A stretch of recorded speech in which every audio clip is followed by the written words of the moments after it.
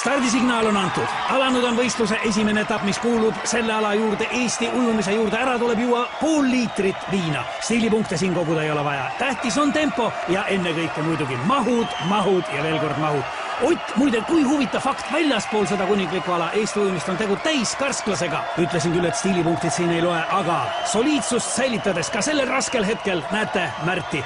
Ja siin, millises tempos liigub Ago. Hapukurk, ainus lubatud abivahend. Kohtunikud on sellega hoolega üle vaadanud, et sinna ei oleks pistetud midagi, mis võiks võistlejaid aidata. Ja siin on näha, et võistlejad on üha rohkem teiseks etapiks, distantsiks valmis. Märt, Ago, raske, aga nüüd tuleb meeste tahtejõud mängu. Otil veel raskem, aga ka tema on distantsiks valmis. Mehed lähevad stardipukkidele, tuleb fikseerida stardiasend ja see on võistluse üks raskemaid momente. Võiks öelda, see ongi kogu jõukatsumise üks võtmehetki. Väga paljud on pidanud alla vanduma just selles faasis, aga nemad ei ole ka finaalis. Siin on ju 4 kõige kangemat, aga ka neil on raskusi. Kus on pukk? Kuhu minna? Ei ole kätes seda jõudu, ei ole jalgadeski. Aga tuleb minna.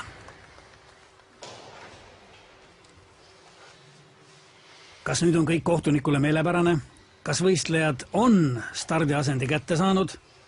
Jah. Kõlas vahestardisignaal. Väike hetk peataolekut, aga juba favoriit kogub ennast ja asub teele võidu suunas. Ago samal ajal stardipukilt lahkumata on mees põrandal ja see jäi tema viimaseks stardiks. Võistlus aga kestab. Märt, kokkupuutel veega uppus tema, võib-olla isegi enne.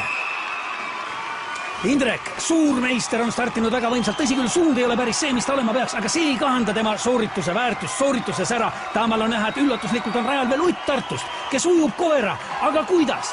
Samal ajal publik elab sellega, et pidas lõpuni vastu. Rahvas on hullumas, ei ole kedagi, keda see draama ei jätaks ükskõikseks. Milline üllatus, millised emotsioonid, siin ei ole vaja enam ennast tagasi hoida ja Ott paneb hinge alla veel pool liitrit viina, see on juba traditsiooniline võiduviin. Ja mida teeb Ott? Kuhu läheb Ott?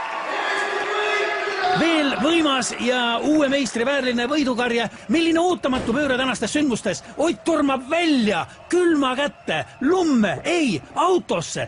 No kuhu nüüd Ott, kuhu ometi? Aga mida teeb Ott? Ott näitab, et suudab veel kiirendadagi liikudes ainult temale, ainult Otile Tartust. Mõistetavalt trajektoori läks igaühel ole oma tee, aga niisiis nüüd. Jah, see on lõpp. Vapustav võistlus. Ott saab meistritiitli ja postuumselt ka Eesti ujumise kuulsuste halli. Teised mehed tulemust kirja ei saanud.